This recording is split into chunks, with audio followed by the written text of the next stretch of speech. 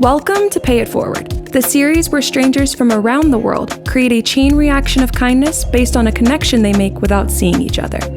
Let's take a look at what happened in the previous episode when the participants met with their cameras turned off. Hey guys, this is Participant 7. My name is Mohammed Aidid. I'm 27 years old. I'm currently a management consultant residing in Melbourne, Australia. Hi everyone, I am Participant 8. My name is Amira Hamid. I'm 31 years old and I'm from South Africa. Hello, how's it going? Good, thanks, and yourself? I'm doing well, thank you.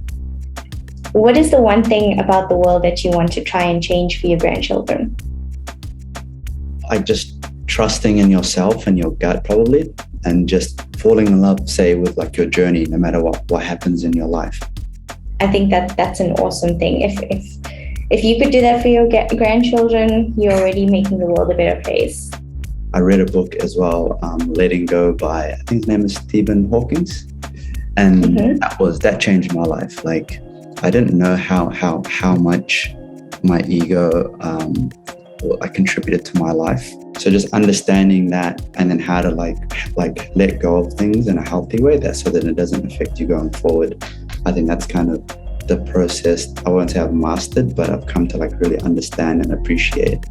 Wow, that's pretty amazing. You sound like a very self-aware person and someone who loves to learn about everything, including yourself, which is great. I've really enjoyed having this conversation with you, and I'm really looking forward to having our second catch-up in, I think, 2 weeks' time. Me as well. Thanks so much. No worries. See you next time. Cool. Bye-bye. Bye. Hey everyone, welcome back to Expose in episode 8 of our Pay It Forward series. If you haven't seen any of the previous episodes, they are linked down below. In this episode, you're going to get to see participant 7 pay it forward to participant 8, as well as meet our next participant from Turkey. Enjoy! We're here on Zoom right now with participants 7 and 8 in the waiting room. We're going to bring them in so that way they can see one another for the first time and present the act of kindness. So, let's start. Hi. Hello, how's it going? Good, thanks, and you? Good. Nice to finally put a face to the voice. Definitely. What was your name? Amira. Amira and Mohammed, but everyone just calls me Mo. Naturally. And where are you based? Last week you said you could guess, so I'm keen to see if you can guess right. South Africa. Yes. Where is South Africa? I'm based in Johannesburg, but I spent some time across a few provinces. Okay. Where's your favorite? Joburg or anywhere else? My favorite is Mpumalanga. It's very green and mountainy, lots of hiking, nature activities. So that's more my vibe than the city vibe, but I stay in the city because of work. Okay. I don't think I could work in Cape Town. Yeah. What do you do? I'm head of partnerships at a data science firm. So I look at collaboration opportunities between other digital health organizations and our organization. Nice. Very cool. And where are you from? Do you want to guess, or can you not put a finger on where I'm from? Can't put a finger on it. My accent is all over the place. I'm in Australia, Melbourne, Australia. Okay. It did cross my mind. Yeah. I'm actually I'm African Somali, but I grew up in New Zealand. Well, I was born in Kenya, grew up in New Zealand, and then spent college and a little bit of work in the US, and then moved back here middle of 2019. I work in management consulting at a firm called Accenture. Heard of them. Yeah, and I mainly do CFO advisory. So we basically go in and like optimize basic like finance functions of like different companies to start doing the act of kindness. Sure. So I got you. I'm about to send you a ebook, and this book is called Letting Go by, I think I mentioned it to you last week, by David Hawkins.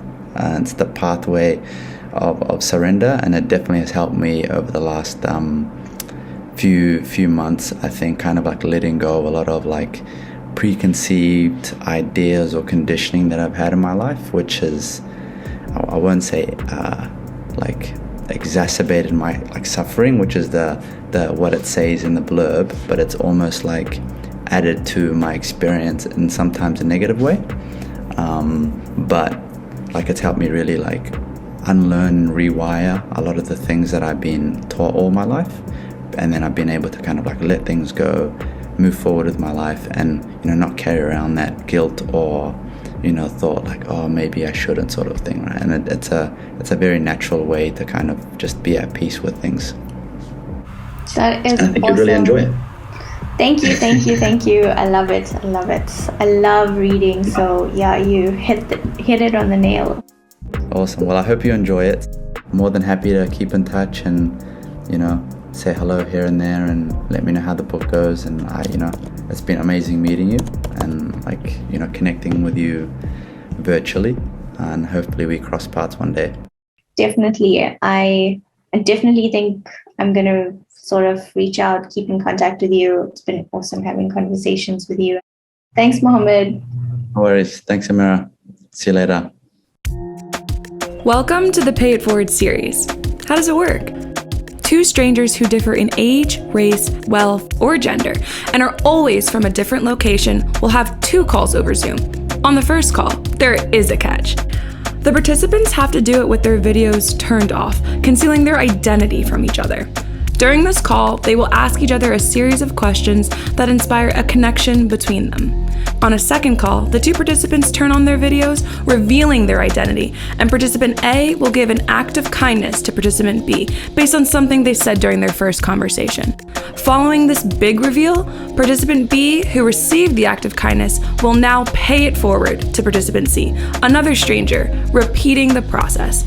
And this movement will continue, connecting people around the world to demonstrate how a single act of kindness can have a cascading impact globally.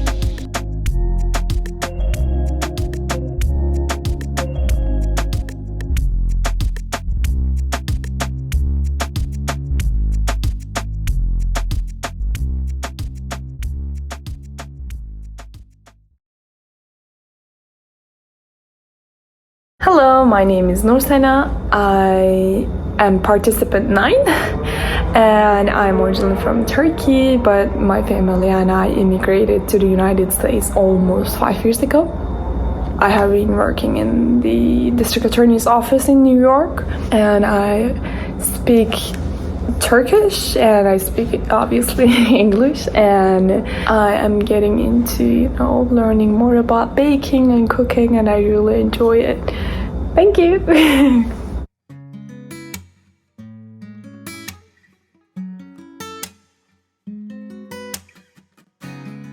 Hello, participant 8. Hello, participant 9. How are you? I'm good. How are you? I'm good, thanks. Do you want to maybe take turns? You ask one and I ask one, and then we'll go through it in that way? Yeah, I can start if you want to. Go ahead. The first question is, what life lesson did you learn the hard way? Wow, there's so many that I learned the hard way. But one is definitely not to think that everybody will react or behave in the same way that I do. I guess I'm a little naive sometimes, mostly because I have this optimistic view of people and generally think they have good intentions, but there's been a few times where I found that many of them don't have good intentions, and I found myself in very troubling situations. How about you?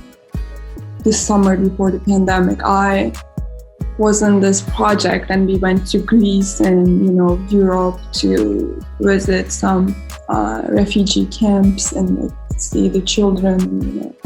It was an amazing project, and some part of the project was just seeing the touristic places and visiting the country itself as well.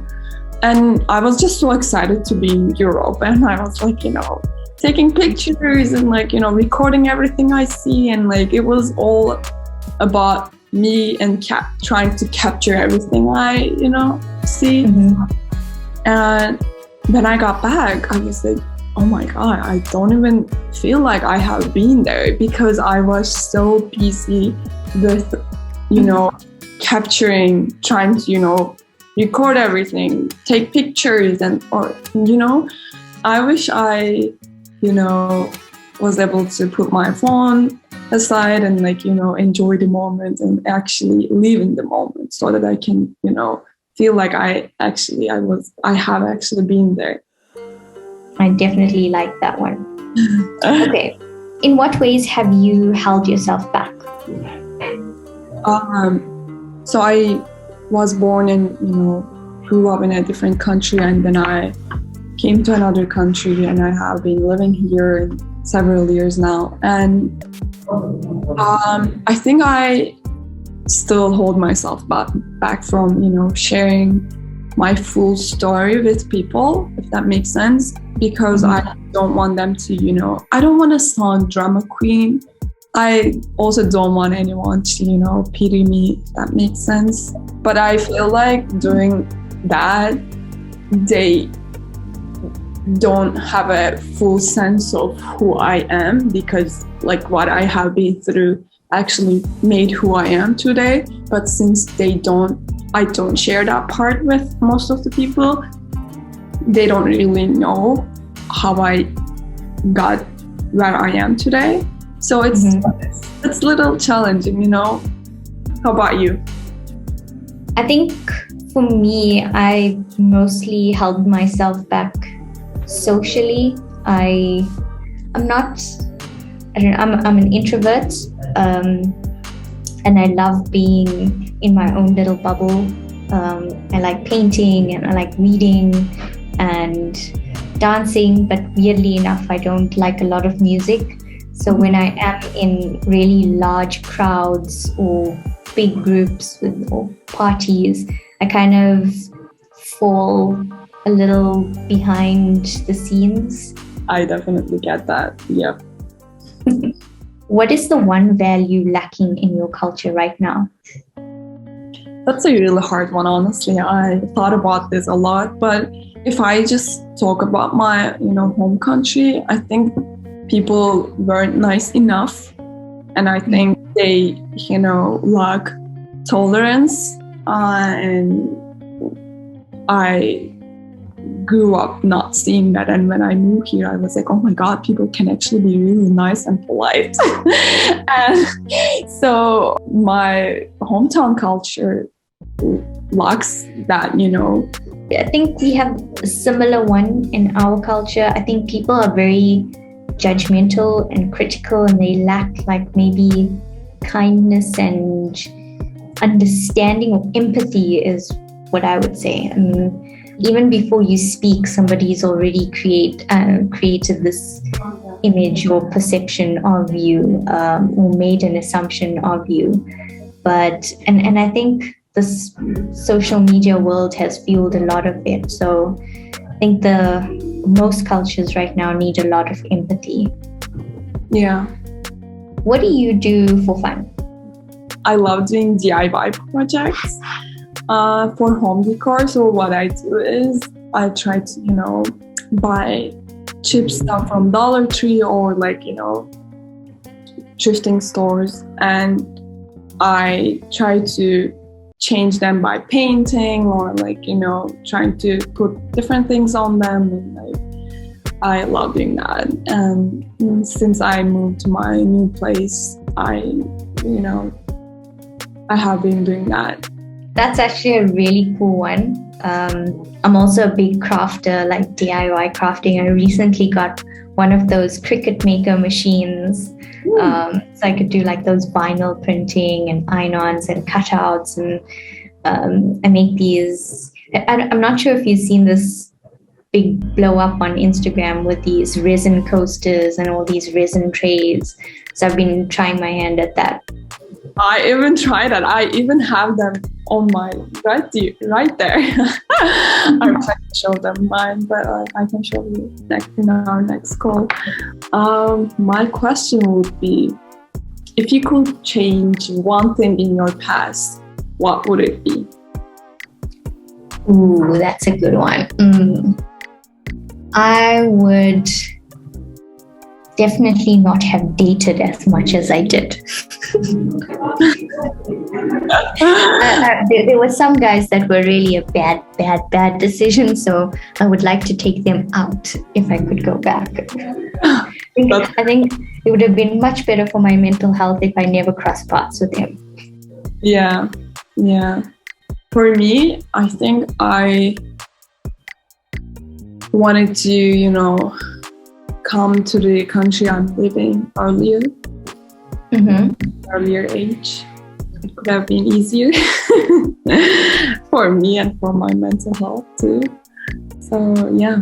It's so tempting to want to have like a time machine to pick and choose and take out a few things, but I guess we turned out healthy individuals, right? Like, yeah. I don't know if you're also at that point, but I'm kind of at the point in my life where I'm content with who I am and I feel comfortable in my own skin. And I think a lot of those experiences have built up that comfort with myself. Yeah. Yeah, so true. I hope to come there one day. I think I'm not there yet, but still sometimes it's challenging. Well, I have had a really fun time talking to you. I hope you have as well. Yeah, so that was lovely, and I'm so happy to get to know you, and I'm excited for our next call. Yeah. Definitely, yes. Have a great evening. Hey. You too. Bye. Bye. Hey everyone, participant 8 here. I had a super fun call with participant 9 recently. Something that I'm thinking of gifting is around crafting, another hobby that we seem to have shared. I enjoy a lot of painting myself, and I started off crafting my own jewelry when I was about 6 years old, making my own little bracelets and earrings. And this was a way that I could express my own quirky self uniquely, and I hope to give her that experience. Thank you so much for watching the episode. We really hope you enjoyed it. Please tune in for our next episode where you'll get to see participant 8 pay it forward to participant 9, as well as meet our next participant from England. As always, be sure to like, comment, and subscribe. Turn on those notifications because we post videos every Sunday, and check the description box for a form to become a future participant. See you next time. Bye. Bye.